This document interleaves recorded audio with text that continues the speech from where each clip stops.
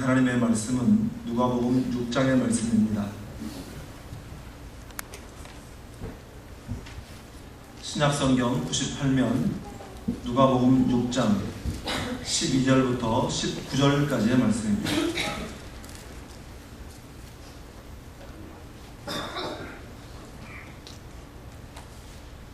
누가복음 6장 12절로 19절까지의 말씀을 저와 여러분 한 절씩 서로 교독하도록 하겠습니다. 이때에 예수께서 기도하시러 산으로 가사 밤이 새도록 하나님께 기도하시고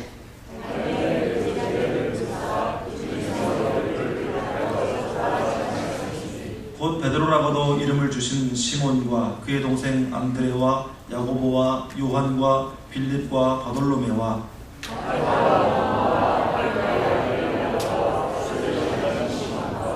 야고보의 아들 유다와 예수를 파는 자들 가룟 유다라.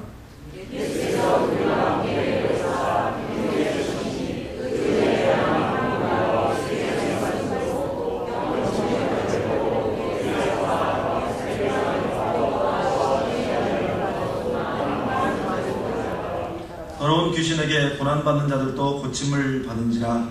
온 우리가 예수를 만지려고 힘쓰니 이는 능력이 예수께로부터 나와서 모든 사람을 낫게 함이로라.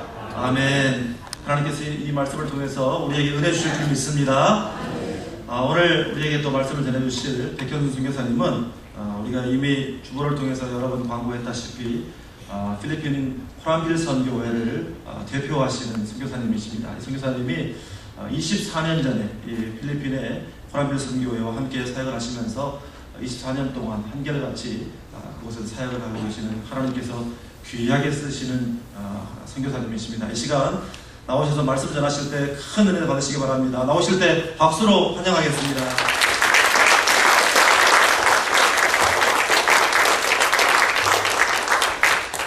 할렐루야. 먼저 주님의 이름으로 여러분들에게 문안 인사드립니다. 부족한 저를 초청해 주시고 또 함께한 시간마다 하나님의 말씀을 함께 나눌 수 있도록 축복하신 하나님께 먼저 감사를 드립니다.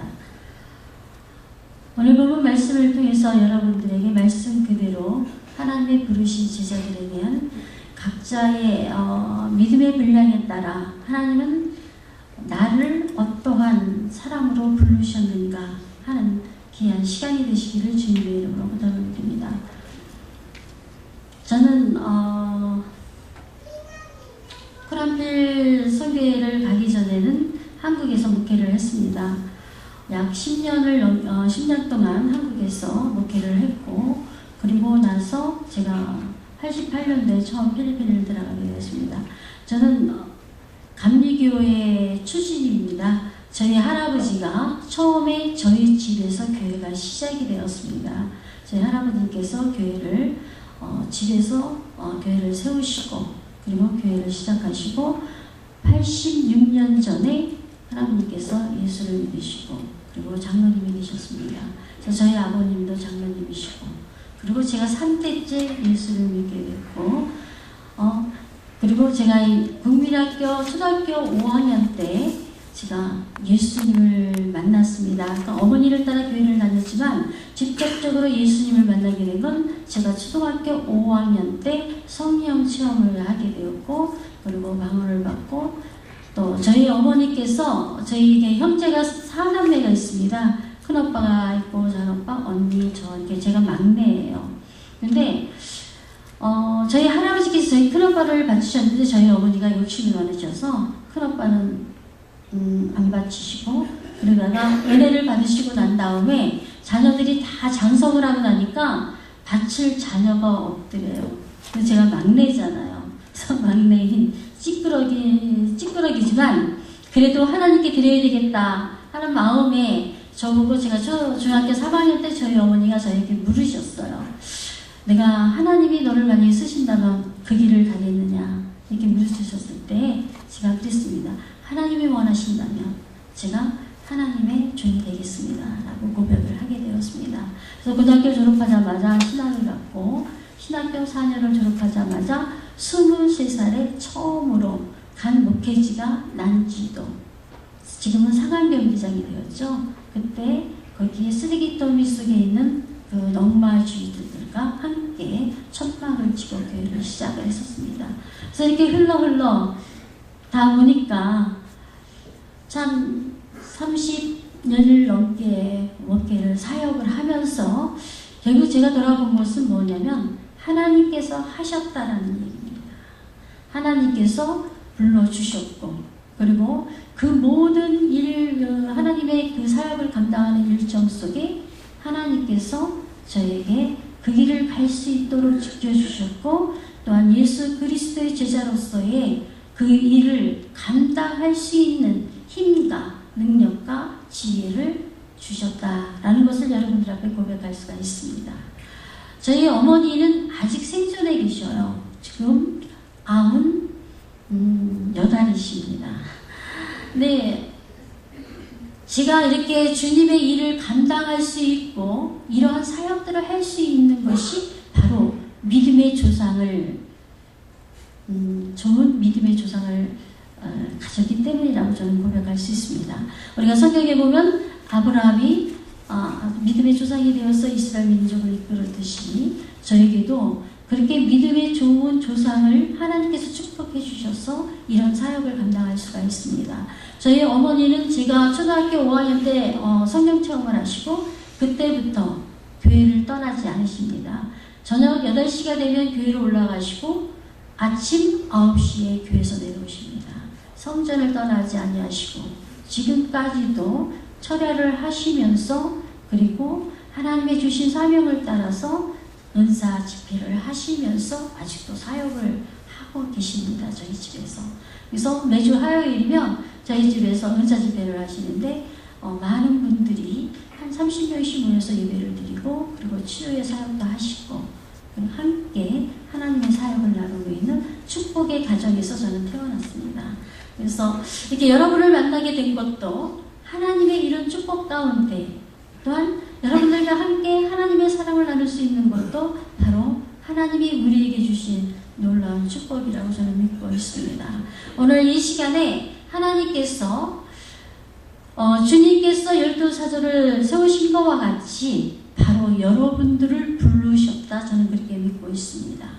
어떠한 모양으로 또한 어떠한 상황 속에 우리를 부르셔서 우리의 각자의 삶의 위치에 따라서 하나님은 저와 여러분들을 사용하고 계십니다.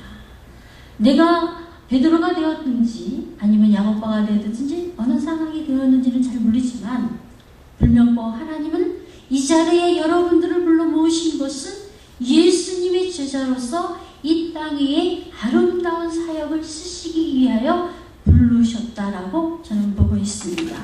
그래서 오늘 성경 말씀에 나오는 두 분의 말씀을 통해서 저는 두 사람을 여러분들에게 잠깐 소개를 하고자 합니다. 우리가 성경 말씀에 나오는 베드로, 그리고 또한 가룟 유다. 굉장히 극한 모습으로 우리에게 보여지죠. 한 사람은 예수님의 끝까지 예수님의 말씀을 따라 순종함으로 말미암아 복음의 첫 성주자가 되었고, 한 사람은 똑같이 부르심을 받은 그 상황 속에서 그가 잘못 선택함으로 말미암아 부끄러운 이름을 남기게 된 가룟 유다를 볼 수가 있습니다. 이 두 사람을 보면서 나는 누구일까? 예수님이 나를 불렀을 때에 그 자리에 있는 내 모습은, 예수님 앞에 서 있는 그 내 모습은 나는 어떤 사람일까? 생각하는 귀한 시간이 됐으면 좋겠어요. 우리가 구약 성경의 말씀에 보면 또 하나님께서 부른 두 왕을 볼 수 있죠. 이스라엘의 초대 왕 사울과 다윗을 볼 수가 있습니다. 분명히 하나님이 첫 번째 부른 왕은 사울입니다. 그러나 그는 자기 불만 때문에, 자기 욕심 때문에 그 자리를 놓쳤고, 다윗은 끝까지 자기가 범한 죄를 하나님 앞에 온전하게 무릎 꿇고 순종함으로 말미암아 오늘날 이스라엘의 위대한 역사를 기록한 왕이 되었지만, 성경에 나온 말씀 그대로 이후에도 이전에도 내가 이와 같은 자를 만나지 못했노라는 하나님의 놀라운 축복의 말씀을 오늘 우리의 증거로 남기고 있습니다. 내가 이 땅에 살아가면서 정말 주님의 부르심에 따라 살아가는 여러분들의 삶의 그 사역 속에서 나는 어떠한 모습으로 하나님 앞에 보여질까? 편해질까 하는 그런 귀한 생각을 하고 하나님께 서원하는, 헌신하는 여러분들의 귀한 시간이 되기를 주님의 이름으로 축복을 드립니다. 저는 코란빌 선교에 에서 사역한 지는 23년이 되었습니다.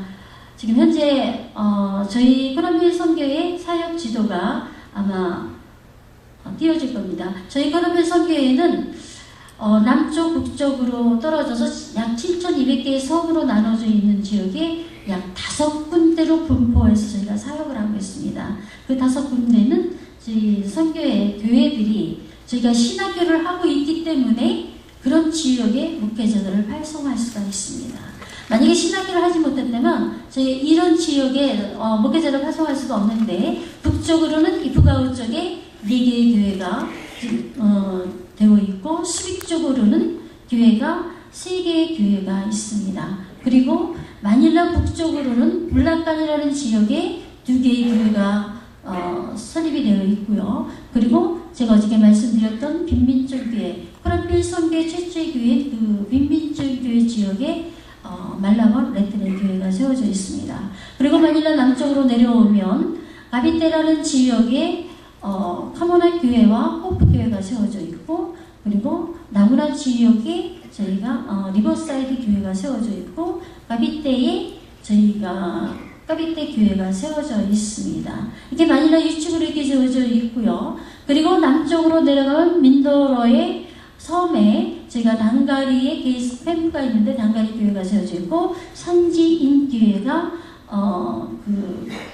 3개의 교회가 세워져 있습니다. 4개의 교회가 세워져 있습니다. 외간 교회와 부팅바토, 그리고 비앙갈란, 그 다음에 말라야스, 이렇게 선지인 교회가 세워져 있고, 저희가 전체적으로 사역을 주로 감당하는 것은 신학교와 형무소와 그리고 이제 빈민촌 교회는 저희가 하지 않습니다. 이렇게 하면서 산지인들과 형무소와 신학교를 중점으로 사역을 감당하고 있습니다.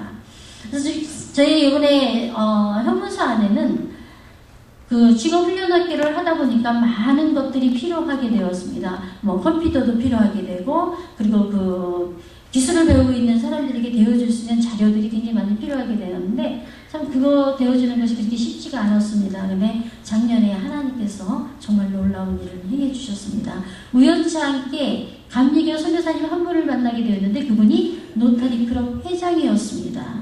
그분이 작년에 처음으로 필리핀에 선교사로 파송을 받아서 들어오셨는데, 저희 사역을 보더니 어떻게 도와줬으면 좋겠느냐. 그래서 제가 형무소 안에 저희 컴퓨터가 필요하고, 그리고 그 그림을 그리는 사람의 그 페인팅이 필요하고, 그리고 재단하는 사람의 그런 모든 그 재료들이 필요한데 이것을 저희가 내줄 수 있는 힘이 부족합니다 라고 얘기했는데, 그분께서 한국에 있는 노타리 클럽과 그리고 필리핀에 있는 노타리 클럽을 연결시켜 주셔가지고 약 18,000불에 어찌 되는 물건을 저희 형무소에 제공을 해주었습니다. 그래서 컴퓨터를 20대를 제공을 해주고, 그리고 거기에는 프린터 뭐 이런 여러 가지를 제공을 해주었어요. 그래서 작년서부터 더 활기차게 컴퓨터 학교를 열었고, 그래서 그들이 이제 그 안에서는 인터넷을 통해서 이메일로 친구를 찾게 되고, 그리고 그것을 통해서 자기들이 그 인터넷 스쿨을 열었습니다. 그래서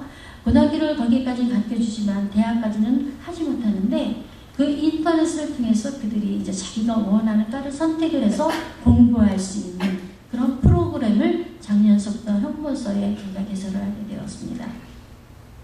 저희 신학교에는 이번에 저희가 특수 그 농작물을 재배를 해야 되겠다 이렇게 생각을 하고 지렁이를 배양을 받았습니다. 이 지렁이는 어디서 배양을 받았냐면 중국에서 배양을 받았습니다.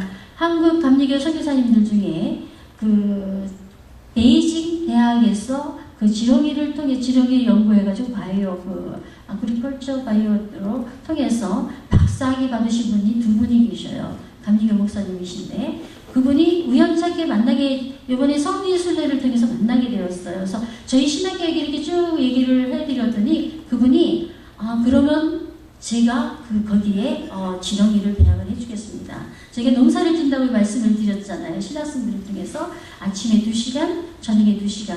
그래서 그냥 농사를 짓는 것보다 뭔가 더 활발하게 그리고 발전적인 모양을 이들에게 가르쳐줘야 되겠다. 이렇게 고민을 하고 기도를 하고 있었는데 마침 그분이 지렁이를 우리가 거기다 지렁이를 배양을 시켜주면 그 지렁이를 통해서 토지를 변화시키고 그 토지가 변화되면 더 많은 풍성한 열매를 맺을 수 있습니다. 라고 하셔서 올해 그 선교사님이 6월달에 저희 선교지에 들어오셨어요. 지렁이 알을 갖고. 그래서 이마는 3대 지렁이 알을 갖고 왔는데 지렁이 알이 지금 현재 많이 깠어요. 그래서 그게 2달이면 30알을 낳는데요. 한 마리가. 지렁이가. 근데 지금 현재 지렁이가 저희가 한 50마리가, 그 30마리가 깠는데 분명히 알을 30개 갖고 오셨다는데 알이 깐 게 50마리더라고요. 그래서 제가 깜짝 놀라서 아니 선교사님 30마리 갖고 갔다는데 어떻게 지렁이는 50마리예요? 아마 새끼가 따라왔나 보죠. 근데 그게 이제 9월달이면 알을 까요. 그러면 30마리씩 나는데 엄청난 거죠. 근데 그 지렁이를 뭐로 키우느냐면 소똥으로 키워요. 그래서 이제 작년까지는 우리 학생들이 농사를 졌는데 6월달부터 우리 학생들이 아침에 30분씩 뭐를 하냐면 소똥을 주스러 다녀요. 소똥이 있어야지 지렁이 먹이가 되니까. 그래서 소똥을 주워다가 바나나 잎사귀를 잘라서 같이 넣고 한 달 동안 발효를 시킵니다. 발효를 시켜서 그것이 썩으면 그것을 지렁이 밥으로 주는 거예요. 그러면 지렁이가 그걸 먹고 배설을 하잖아요. 그 배설물이 그 현재 있는 땅에다가 같이 섞어서 이렇게 농사를 질 수 있는 농장을 만드는 거예요. 그래서 농장을 짓는 그런 그래서 땅을 파고 그래가지고 거기다 채소를 심었는데 예전에는 만약에 고구마를 심었을 때 고구마가 뿌리에서 한 5개 이렇게 정도밖에 안 나오지만 이 지렁이 그 배설물로 땅을 개간을 하면 한 30개씩 60개 이렇게 나온대요. 아직은 수학을 안 해가지고 잘 몰라요. 내년이 돼봐야지 저희가 알 수 있는데 이렇게 해서 신학교에 있는 학생들을 통해서 저희가 그 기술을 가르쳐주는 건 뭐냐면 아이들이 4년 동안 공부하고 자기 먹회지로 갈 때 저희가 지렁이를 배양을 해줄 겁니다. 그 학생들에게 지렁이를 주려고 그래요. 그래서 자기 지역에 가서 농사를 짓고 먹회를 하면서 그 지역 주민들에게 그 지렁이를 통해 농사를 짓는 법. 그래서 그들의 삶의 변화, 생활을 좀 바꿔주는 그런 사역을 신학교를 통해서 새로운 올해의 계획은 새로운 그러한 계획을 하고 있습니다. 첫 번째로 저희가 신학교 장학생을 키우는 일을 올해부터 시작을 했습니다.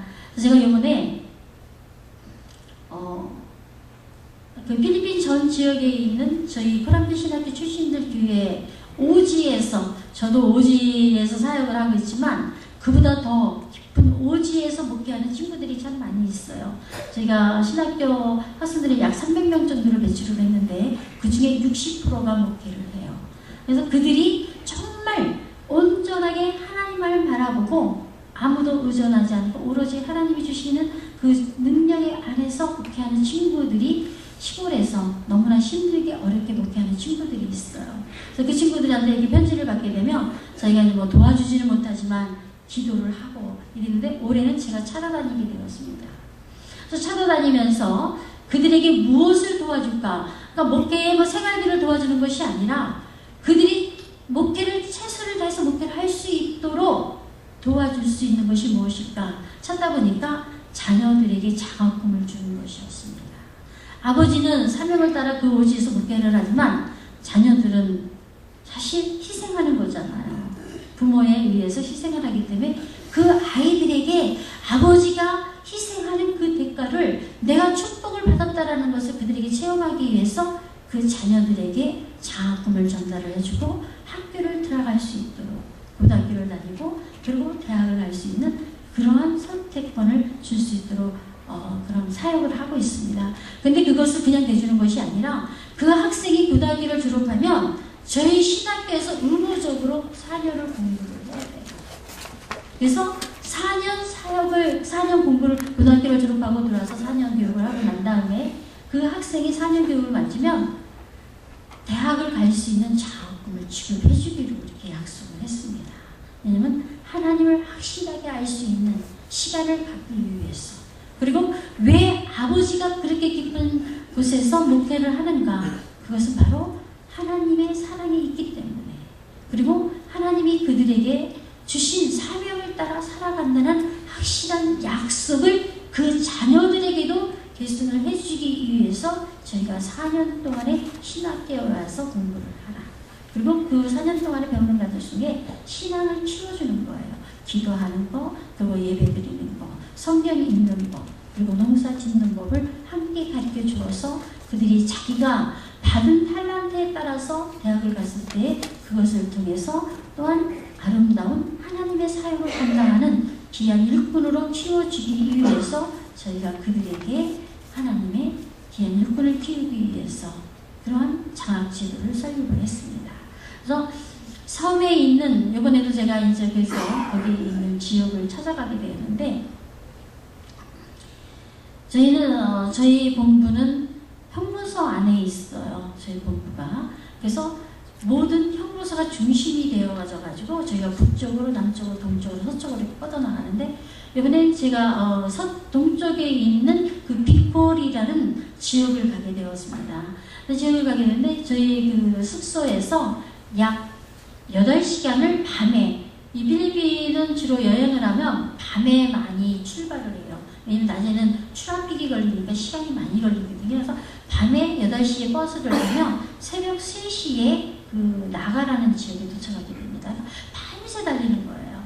근데 이 필리핀 사람들이 참 재밌는 게 뭐냐면, 부를 나타내는, 그 자기가 부자라는 걸 나타내는 것이 뭐냐면 에어컨 버스를 타는 거예요. 그래서 에어컨 버스 타는 사람은 부자라고 생각을 해요. 근데 에어컨 버스를 타면 그 에어컨 버스가 시동이 켜지면서 에어컨이 들어와요. 그리고 시동이 꺼져 에어컨이 꺼지는 거예요. 근데 그게 냉장고예요. 완전 냉장고, 얼마나 추운지 몰라요. 근데 이 어깨가 나가요. 제가 이제 이렇게 추위를 굉장히 많이 타거든요. 그러면 저는 잠바를, 5리터 잠바를 갖고 다녀요. 왜냐면 그 에어컨이 너무 세기 때문에. 근데 필리핀 사람들은 반팔 입고 그냥, 그리고 그 추운데도 덜덜덜 떨면서도 그냥 가요. 근데 항상 이렇게 장거리를 뛰다 보니까 제가 어깨가 굉장히 많이 이제 이렇게 상했는데, 지금도 이번에도 가는데 제가 이제 5리터 잠바를 갖고 거기다가 또 이불을 하나 또 갖고 만반의 준비를 하고 갔는데, 그 사람들은 제가 너무너무 신기한 거예요. 아니 저 사람은 왜 이렇게 뭐냐, 자기네들은 너무 좋은데 저 사람은 왜 이렇게 추워서 벌벌 떨까 하여튼, 그러고 갔는데도 갔다 와가지고 한 열흘 제가 이 어깨 때문에 굉장히 고생을 했거든요. 그렇게 해서 에어컨 버스를 타고 가가지고 8시간을 걸쳐서 가서 거기서 2시간을 기다려요. 왜냐면 3시가 되면 차들이 다니는 게 없거든요. 5시가 돼야지 이제 차가, 그러나 그렇게 연결하지 않으면 갈 수가 없기 때문에, 그래서 또 2시간을 기다려서 지프니를 타고 2시간을 그 해변가를 갔어요. 해변가 갔는데, 저는 이제 해변가에서 6시간을 배를 타고 들어가야 되니까 아주 큰 배가 나오는 줄 알았어요. 큰 배가 나오는 줄 알았어요. 그랬는데 배가 계속 오는 거에서 큰 배가 오길래 저 배를 타고 가야 되는가 보다. 그 배가 아니래요. 조금 있다 또 배가 오는 거에서 그 배를 타고, 배를 13대를 보내도 제가 타고 갈 배가 오지를 않는 거예요. 그래서 도대체 어떤 배가 오길래 내가 이렇게 기다려야 되나는데, 저기 사진에 보시죠. 네, 보시죠. 저 조그만 배가 왔어요. 저걸 6시간을 타고 가야 돼요. 한번 상상을 해보세요. 그 6시간을 그 넓은 바다를 저 배를 타고 가야 된다고 그러는데, 정말 기가 막힌 거예요. 근데 그 친구가 제가 먼저 번에 배를 한 번 타고 배서 가는 적이 있었거든요. 배에서 불이 나서 바다에 빠진 적이 있었어요. 그래서 1시간 동안 배에 바다에 떠 있었던 적이 3년 전에 있었어요. 그러니까 딱 20년 되던 해인데, 근데 저 배를 보는 순간에 하나님 나 못 가요. 예전에 조그만 배 타고 저보다 조금 더 큰 배였거든요, 그때는요. 근데 이건 더 작은 배가 온 거예요. 어떻게 저거를 타고 6시간을 가니까 하나님 저 못 가요. 그래서 제가 뒤를 물러섰는데, 저랑 같이 갔던 그 여자 세크터리예요. 제가 어디를 가든지 항상 따라다니고 저 친구가 통역을 다 해요. 그 지역에 가서. 그래서 친구도 그 불이 났던 때에 같이 그 배를 탔던 친구들이 쟤는 도망을 가더라고요. 막 뛰어 자기는 안 간대요. 만일라도로 가겠다고. 근데 그 순간에 제가 기도를 하면서 하나님 어떡할까요? 근데 이미 그쪽에서는 제가 오는 걸 기다리고 있는 거예요. 한 달 전서부터. 그래서 하나님 어떡할까요? 좀 더 큰 배를 보내주시면 안 될까요? 그래서 그 큰 배가 있길래 그 배 보고 우리가 이렇게 그쪽으로 들어갈 수 있는 길이 없냐 했더니 어차피 너는 4시간을 타고 가도 2시간은 저 배를 타고 또 거기서 또 들어가야 되는 거예요. 그러면은 8시간이 걸리는 거예요. 그렇게 가려면. 그래서 저 배를 타야지만이 갈 수 있다는 얘기를 하는 거예요.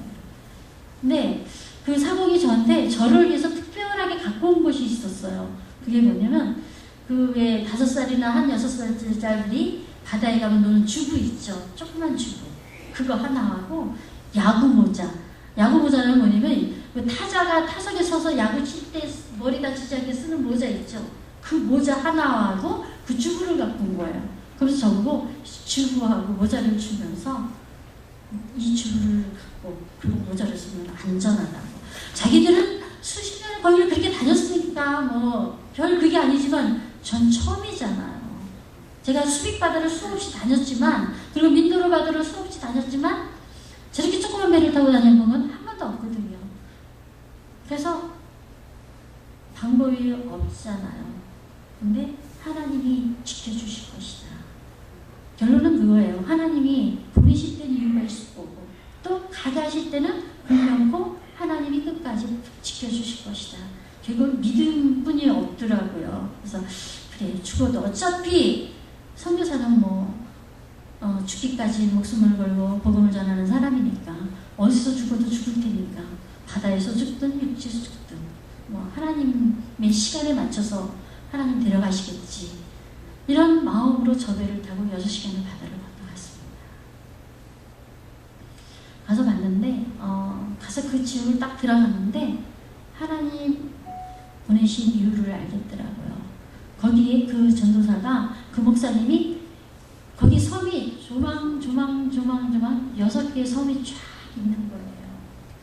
그 근처가 쫙 섬이 6개가 있는데 그 교회 6기역에 그 목사님이 다니면서 복음을 전하는데 월, 화, 수, 목, 금, 토요일 날짜를 정해놓고 가서 예배를 드리는 거죠.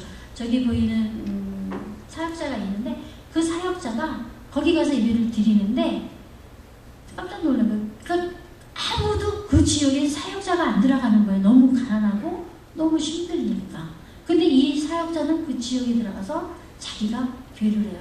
그래서 새벽 5시에 일어나서 새벽기도 하고 6시면 큰 마이크 이렇게 스피커를 하나 들고 산 꼭대기에 올라가는 거예요. 그 섬에 큰 섬이 있는데 그 섬 꼭대기에 큰 산이 있더라고요. 꼭대기에 올라가서 거기서 예배를 드리는 거예요. 사람들한테 전도를 하는 거예요. 전도를 하고 나서 1시간 동안 전도를 하고 그리고 내려와서 그 조그만 배를 타고 그 섬을 돌아다니는 거예요. 하루는 이 섬, 하루는 이 섬, 하루는 이 섬. 이렇게 돌아다니면서 복음을 전하는 아주 귀중한 사역자였어요. 그 친구가 18년 전에 저희 신학교를 졸업한 아사 목사였습니다. 근데 그 교회에서 저희 신학교에 신학생을 3명을 보냈어요. 그래가지고 요번에 한 친구가 그 옆에 섬으로 들어갔습니다. 졸업하고. 그리고 지금 현재 한 사람은 저희 신학교를 다니고 있는데 그 친구도 그 옆에 섬으로 이제 들어갈 거예요. 그래서 제가 거기를 갔는데 간 목적이 하나님이 저를 보낸 목적이 뭐냐면 그 목회자 아사 목사님의 자녀를 학교를 보내주는 그런 일을 감당하게 하기 위해서 저를 보내주셨어요. 애가 3인데 학교를 못 보내고 있더라고요. 그 학비가 없어서. 그래서 제가 매월 그 아이들을 위해서 지원금을 보내주고 그 아이를 하나는 고등학교, 그러니까 엄마가 집에서 홈스터디를 가르친 거예요. 초등학교까지는 큰아들을. 그래서 이번에 고등학교를 가야 되는데 그걸 못 가는 거죠. 그리고 둘째 아들과 막내딸은 집에서. 근데 그 부인도 저희 신학교 출신인데 영어를 굉장히 잘해요. 그래서 제가 사실은 저희 사무실에서 쓰려고 했는데 자기들은 자기 그 성우에 들어가서 목회를 하겠다고 두 부부가 18년 전에 그렇게 선언하고 들어갔어요. 그래서 18년 만에 처음 보게 된 거예요. 저도 그 친구를. 그래서 자기도 깜짝 놀랐죠. 감히 어떻게 선교사가 목사가 이 먼 곳까지 찾아오리라고 생각을 못한 거야. 그러니까 그 지역 사람들도 외국 사람을 처음 만난 거예요. 근데 그 사람들이 볼 때 그 조그만 배를 타고 들어온 여자 선교사 정말 신기하고 놀랍죠. 근데 그 성도들이 밥을 해주는데 바다에서 잡아온 고기로 가장 큰 배 그 고기를 갖고 왔는데 정말 이딴만한 고기를 갖고 왔더라고요. 그거를 바베큐를 해갖고 왔는데 아이들이 생전 처음 먹어보는 거예요. 그 아이들이 그런 걸 먹어보는. 왜냐면 그런 건 다 나가서 팔아야 돈이 돼야지 생활이 되니까. 근데 그 아이들이 그거를 보면서 같이 먹으면서 제가 하나님께 기도한 것은 그래요. 하나님 여기까지 오게 하셨을 때 분명히 저들을 통해서 뭔가 하시기를 원하시는 거 아닙니까? 그냥 이 땅을 밟게 하시는 것이 아니라 분명히 이 땅을 밟을 때에 이 땅을 통하여서 하나님은 새롭게 회복시키시는 이곳에 있는 귀한 영혼들을 구원하시기 위한 하나님의 축복의 시간이라고 저는 그렇게 믿습니다. 그래서 제가 이제 거기서 설교를 하면서 에레미야서 33장 2절 3절 말씀 제가 가장 좋아하는 말씀이거든요. 그 말씀을 주면서 기도해라. 그러면 하나님께서 너희 기도를 들어 응답해 주지 않겠느냐. 사람을 보지 말아라. 누가 나를 도울 것이라는 생각을 하지 말고 하나님이 나를 도우실 것이다. 너희가 기도할 때에 그 기도함이 차면 하나님은 분명 꼭 누군가가 하나님의 사람을 보내서 너희를 도와주지 않겠느냐. 그래서 거기에서 그 성도님이 이쪽 옆에 있는 섬에 있는 성도님이 자기 땅을 내놨어요. 교회를 짓겠다. 그래서 교회가 세워지고 그 지역에서 또한 일꾼들이 키워서 또 그들은 다시 신학교로 아이들을 보내겠다. 이렇게 약속을 하는 그런 축복의 시간을 갖게 되었습니다. 네 번째로 저희가 하는 사역은 이제 산촉선교인데, 이 마운틴에 살고 있는 원주민들은 정말 생각할 수 굉장히 불쌍한 사람들이죠. 불멸고 필리핀 국가의 그 필리핀이라는 땅덩어리 7,200개 섬 중에 그 산속에 살고 있는 소수민족이에요. 그런데 등록이 되어 있지 않아요. 그 사람들이 유일하게 필리핀 국민으로 인정받을 때가 언제면 대통령 선거할 때, 국회의원 선거할 때, 그때는 다 불러와요. 그리고 밥을 비벼요. 잔치를 벌려줘요. 그리고 종이 한 장에다가 이렇게 종이 한 장을 쫙 이렇게 큰 종이를 갖고 다니면서 그 사람들에게 언제 지장을 찍게 하는 거예요. 그리고 자기 나름대로 그 선거하는 사람들이 이름을 막 써요. 그 사람 자기 이름이 뭔지도 뭐라고 이름 썼는지도 몰라요. 나이도 몰라요. 언제 태어난지도 몰라요. 물어보면 그래요. 그때 비 많이 왔을 때 내가 태어났다. 그 비 많이 온 데가 한두 번이 아니잖아요. 그럼 어떻게 알아요, 우리가? 그러니까 자기 나이도 모르고 태어난 달도 모르고 아무것도 모르는 그런 문맹인들이에요. 그러니까 법이 있을 때 법의 혜택을 받지 못하고 또한 나라가 있을 때 자기 나라의 보호를 받지 못하고 아주 그런 문맹인 그런 생활을 하고 있는 그런 사람들이에요. 근데 여기를 찾아가려면 이제 우리 김 장로님도 가셔서 아시겠지만 강을 많이 건너요. 그냥 가는 게 아니라 강을 한 번, 두 번, 세 번, 네 번 건너가야지 이들을 만날 수가 있어요. 그래서 비가 많이 올 때는 강 건너갈 때가 굉장히 어려운데 지금 저기 보면 뭐 돼지도 이렇게 나무에다 껴가지고 엮어서 강을 건너가고 막 이러죠. 이런 깊은 산속에 있는 산지인들에게 저희가 문명 퇴치 운동을 시작을 했습니다. 그래서 학교를 세워주고 초등학교를 세워주고 그리고 거기 있는 사람들을 데려다가 마닐라에서 교육을 시키고 이번에 하나님께서 정말 놀랍게 축복을 해줘서 한 학생이 정식으로 중고등학교를 졸업하고 저희 신학교 4년제를 졸업하고 이번에 필리핀 국립대학의 교육학과에 시험을 쳤습니다. 저는 그 여자아이인데 추장 딸이에요. 네, 준이 딸하는데 우리 장로님도 아마 봤을 거예요. 마닐라 우리 학교에서 가끔 저희 집도 오고 그러는데 그 친구가 제가 이번에 신학교를 졸업했을 때 대학을 가고 싶다고 그러더라고요. 그래서 자기가 자기 마을에 학교를 세우고 싶다. 목회를 하면서 학교를 세우고 싶다. 그래서 그러면 네가 일반 그 조그만 시골 학교 이런 거 말고 그 민도로 섬에 있는 가장 큰 국립대학에 교육학에 내가 시험을 봐서 붙으면 내가 보내주겠다.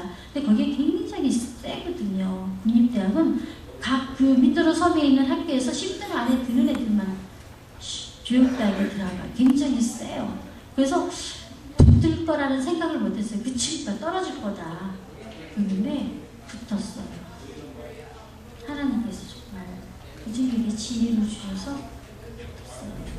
그래가지고 6월 학기서부터 시작을 해서 이번에 저한테 편지를 보냈는데 뭐 해달라는 게 너무 많은 거예요. 유니폼을 해달라, 뭐 옷들을 사달라. 신학교에서 살 때는 모든 것을 다 제공을 받았잖아요. 그런데 거기 자기 고향으로 가니까 아무도 해주는 사람이 없잖아요. 뭐 샴푸가 떨어졌다, 비누가 떨어졌다, 뭐 이런 여러 가지를. 왜냐면 문화생활을 하던 친구잖아요. 안 하던 친구는 상관이 없는데 이미 12년 동안을 문화생활을 했기 때문에 이 친구는 자기 고향에 갔지만 자기 종족들하고 같이 살고 있지만 그 문화생활이 굉장히 익숙하잖아요. 그런 것들이 필요하다고 저한테 편지를 보내는데 아마 확실히 전도지를 만들었더라고요. 이렇게 자기가 그림을 그려가지고 만들었는데 이제 학교 살 때 너무너무 행복하고 좋았고 막 이랬는데 여기 오니까 막이라 너무 힘들다. 그러나 나는 믿음으로 하나님께서 이것도 극복하게 해주실 것이다 하는 그런 전도지를 만들어가지고 저한테 보냈더라고요. 그러니까 그건 뭐냐면 내가 이렇게 지금 현재 힘들지만 불명코 하나님은 나를 도와서 이 모든 것을 해결해 주실 것이다 하는 그런 믿음의 하나의 저한테 보낸 그런 서신이었어요. 그래서 제가 이번에 내려가가지고 등록금을 대주고 유니폼을 맞춰주고 그리고 매월 한 달에 50불씩 그 학생의 생활비를 지급하는 그런 후원을 미네소타 감리교회를 통해서 하게 되었습니다. 그래서 제가 이제 학교를 하는데 어려서부터 저희가 아이들을 키우려고 생각을 하고 있어요. 그래서 거기 있는 초등학교를 저희가 이제 하는데 기도를 하면서 우리가 세우겠다는 생각을 달라졌어요. 나라에서 세우기를 간절히 소망을 했고, 근데 7년 전에 필리핀 정부로부터 그 민산족들을 위한 초등학교를 세우겠다는 프로젝트가 내려왔어요. 그래서 나라에서 땅을 주고 거기 있는 광산회사에서 건물을 줘줬습니다. 그래서 지금 현재 6년 동안 필리핀은 재미있는 게 학교를 세우는데 그냥 세우는 게 아니고 1년에 한 명씩만 줘요. 그러니까 1년에 한 학기씩. 그러니까 1학년 세우고 나면 그 다음에 2학년 교실 하나 또 줘서 2학년, 3학년, 4학년, 6년이 돼야지만이 한 학교가 초등학교가 세워져요. 그러니까 이렇게 한국이나 미국은 학교가 세워지려면 모든 것이 다 되어져야지만 허락을 해주잖아요. 근데 필리핀은 그게 아니고 선생 한 사람만 있으면 교실 한 동만 있으면 학교가 등록을 신청을 하면 학교가 인정이 나와, 학교증이 나와요. 학교를 할 수 있는. 그래서 운동장이 없어도 교실 하나만 있고 학생이 20명만 되면 선생이 한 사람이 가고 하면은 그 학교가 정식으로 필리핀 정부의 초등학교로 등록이 됩니다. 그래서 등록을 해가지고 지금 현재 그 초등학교가 약 200명의 망이안들이 공부를 하고 있습니다. 그래서 제가 한국에 있는 이제 교회를 통해서 그 학교를 후원을 하고 있습니다. 그래서 매월 한 달에 300불을 후원을 해요. 그 초등학교에다가. 그걸 뭐냐면 쌀 6가마, 그 다음에 계란 200개. 그래서 한 달에 걔네들이 계란 하나를 먹어요. 그리고 일주일에 2번씩 밥을 점심을 급식을 받고 있습니다. 그래서 현재 저희 사역자가 그 교회에 가서 매주 토요일마다 학생들을 모아놓고 예배를 촛불을 드립니다. 그래서 저희가 그것을 제공해주는 대신에 저희 목회자가 그 학교에 성경반을 만들어서 아이들에게 성경 공부를 가르칠 수 있는 시간을 저희가 받은 거예요. 그래서 어려서부터 복음을 그들에게 전달할 수 있는. 근데 그 종족은 약 6종족이 모여서 그 학교에 다니고 있습니다. 그래서 그 6종족이 그 아이들이 거기서 성경을 배우고 거기서 예배를 드리게 되면 당연히 6종족은 그리스도 안에 예수 그리스도의 복음을 전달받을 수 있는 귀한 그런 사역을 감당하고 있습니다. 하나님께서는 우리가 생각하지 못한 일들을 정말 처음에는 이런 일을 할 수 있을까라고 생각을 못했어요. 초등학교가 세워질 때까지, 정말 1학년이 세워질 때까지 할 수 있을까? 그런데 6년이라는 긴 시간을 지나면서 하나님께서 그들을 변화시키는 것을 볼 수가 있어요. 이제는 그들 스스로가 학교를 다니려고 해요. 그전에는 정말 잡아다가 집어넣고 도망가면 또 잡아오고 그걸 10년을 넘게 그렇게 했어요. 잡아오고. 그랬는데 이제는 그 어린 아이들이 모두가 학교를 다니겠다고 그래서 각 교회마다 유치원을 설립을 했어요. 그래서 거기서 유치원을 하게 되면 학교로 들어올 수 있게끔, 초등학교로 들어올 수 있게끔 그런 시스템을 만들어가지고 각 교회마다, 그래서 미국 자료가 한국 교회보다는 미국 교회가 영어로 가르치니까, 그래서 저희는 산족들도 영어로 가르쳐요. 왜냐면 저희들이 그들에게 말하기를 너희들이 그 언어가 약 560개의 언어를 갖고 있거든요. 그러니까 요 마을에서 요 마을만 가도 말이 달라요. 요 마을에서 요 마을만 가도 말이 달라요. 뭐 따자 안정, 뭐 안정, 뭐 센지 안정, 뭐 이런 종족이 언어가 다 다르기 때문에 이 언어가 통일이 안 되는 거예요. 그래서 선교사들이 가도 가장 힘든 게 이 언어 때문에 굉장히 힘들어요. 그 필리핀 따갈로를 해도 걔네들이 따갈로를 모르기 때문에 바로 전달할 수가 없어요.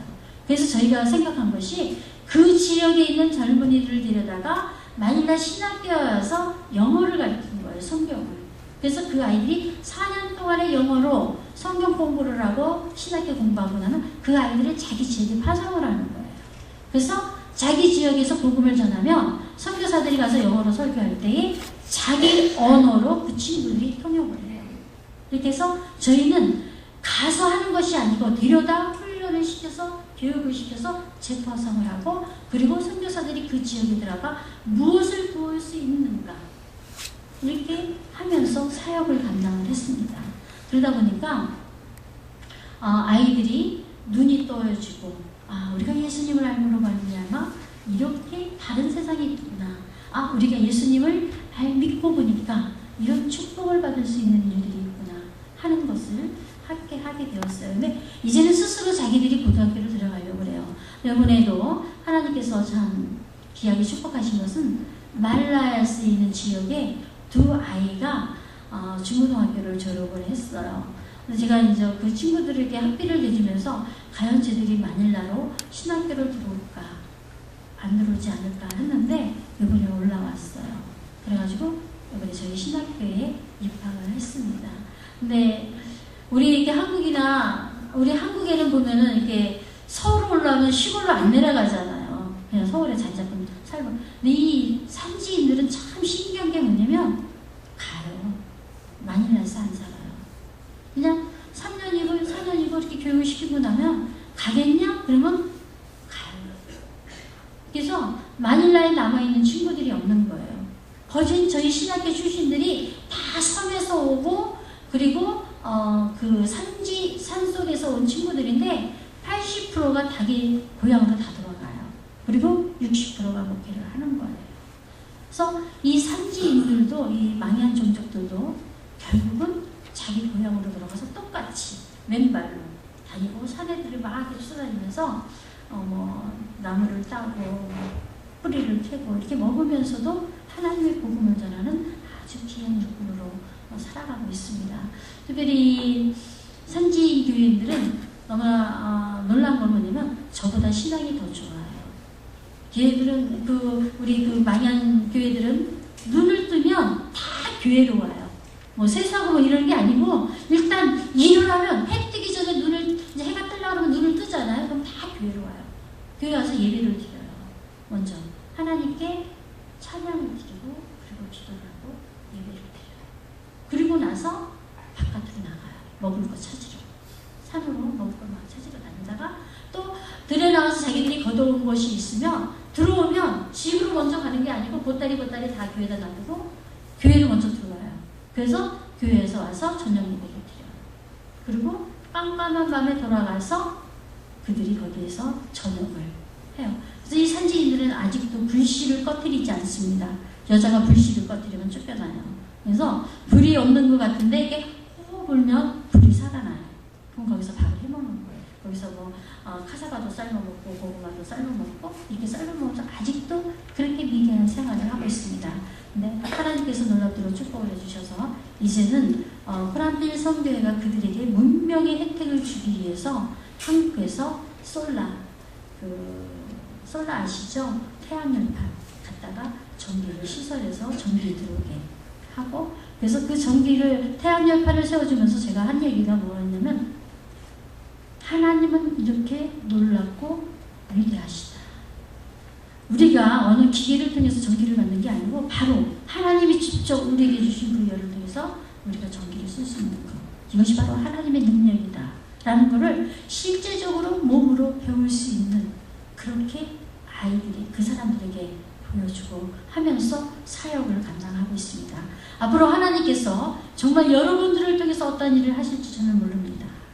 그러나 이 세계 속에 정말 여러분들의 입술을 통하여, 여러분들의 발걸음을 통하여, 여러분들의 손길을 통하여 엄청난 일을 하나님께서 하시기를 간절히 소원하고 계십니다. 하나님이 베드로를 선택하사 마지막에 물으셨죠. 네가 정말 나를 사랑하느냐? 베드로가 그렇게 고백했습니다. 네, 내가 주님을 사랑합니다. 세 번의 고백 속에 주님은 그에게 말씀하셨습니다. 가서 내 양을 먹이라. 이 시간에 하나님께서, 우리 주님께서 여러분들을 부르시고 여러분들에게 물으실 줄 믿습니다. 과연 너는 나를 위해서 무엇을 하지? 과연 너는, 내가 이 시간에 너에게 묻는다면 너는 나를 위해서 무엇을 하실 것이냐? 여러분들이 있는 이 처소에서 정말 하나님이 주어주신 그 시간 속에 하나님을 위해 힘써 부르짖을 때에 하나님은 세계 속에서 흩어져서 주의 복음을 전하는 주님의 하나님의 아름다운 일꾼들에게 놀라운 기적과 이적을 체험하게 하시며 하나님의 의로운 열매를 풍성히 맺게 해주실 줄 믿습니다. 꼭 내가 가는 것이 아니라, 내가 꼭 그곳에 있는 것이 아니라, 내가 있는 이곳에서 그 영혼들을 위하여 힘써 기도할 때에 하나님 여러분들의 기도를 통해서 세계를 그리스도의 아름다운 나라로 변화시켜 주실 줄 믿습니다. 기도하시겠습니다. 고마우신 아버지 하나님, 감사를 드립니다. 우리가 주님을 몰랐을 때에는 할 수 없었지만 우리가 주님을 알았을 때에는 불면코 주님께서 우리에게 할 수 있는 힘과 능력을 주실 줄 믿습니다. 그동안 우리가 알지 못했고 그동안 우리가 깨달지 못한 부분들을 주님 용서하여 주시옵시고, 이 시간에 우리 마음에 주께서 깨달음을 허락하셨다면 우리가 이 일을 감당할 수 있는 힘과 능력과 권능을 허락하여 주시옵소서. 불렀고 하나님께서는 이 올란도 제1장로교회를 통해서 아름다운 일을 계획하시고 계신 줄 믿습니다. 꿈을 심어주신 줄 믿습니다. 이 일을 진행하기 위하여 지금 이 시간에도 주님은 우리들의 마음을 움직이고 계신 줄 믿습니다. 하나님, 할 수 있는 믿음을 허락하여 주시옵소서. 내가 하겠습니다라는 고백할 수 있는 입술을 주시옵소서. 내 입술의 고백을 통하여 하나님의 아름다운 일을, 하나님의 놀라운 기적을 온 땅 위에 알리고 증거하는 귀한 올란도 제1장로교회 성도님들이 될 수 있도록 축복하여 주시옵소서. 특별히 귀한 지단에 세우신 목사님 놀라운 능력과 권능을 덧입혀 주시옵시고, 엘리야의 능력의 갑자를 덧입혀 주셨어. 하나님, 마른 땅에 비를 내리는 성령의 단비를 내리는 축복이 당신의 귀한 사역자가 될 수 있도록 허락하여 주시옵소서. 목사님의 말씀을 통하여 많은 영혼들이 새롭게 변화되고, 목사님의 말씀을 통하여 우리가 무엇을 할 수 있다라는 믿음의 확신이 쓰는 귀한 교회가 될 수 있도록 축복하여 주시옵소서. 모든 말씀 배울 때에 거룩하신 예수 그리스도의 이름으로 감사하며 기도드리옵나이다. 감사합니다. 박수 한번 하겠습니다. 축복하고 마치겠습니다.